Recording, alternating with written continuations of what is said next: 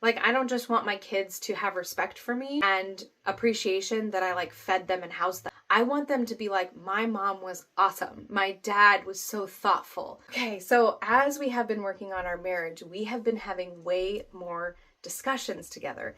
And it's interesting because it's taking hours and hours and hours of our time, because I feel like it's a lot of backlog, complaints, thoughts, questions, and wanting to work as a team. And while some of these discussions are really hard, a lot of them have been really great and feeling more connected and thought-provoking. And I want to kind of circle back again to just the foundational things that are important to us, which is our family. That's the discussion we were just having tonight. I had just gone through all of the reels that I had saved or sent to myself or sent to my husband, and I started taking notes of all of these things that, when you come across a reel, you're like, oh, I want to do this better, so let me save that.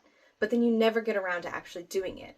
This is me actually getting around to it. And I had this compiled list and I brought it to my husband. We're talking about all these things we want to do it better as parents. I'll give you the short list. Putting away our phones more, speaking more kindly to our children and about our children, making more efforts to make our children feel more special, loved, and important to us, spending more quality one-on-one time with the kids, helping them foster their hobbies, and of course, making sure our marriage is a reflection of the type of marriage we want them to have someday. And while we talked a really long time, the one thing that really came through at the end of all of that discussion was that being a really good parent is not default programming. Just because you're a good person doesn't mean you're going to be a good parent. And I think this kind of gets convoluted because of course we know that not all parents have default programming to be a good parent, but also for a lot of like our parents' generations and earlier, they were just expected to respect their parents.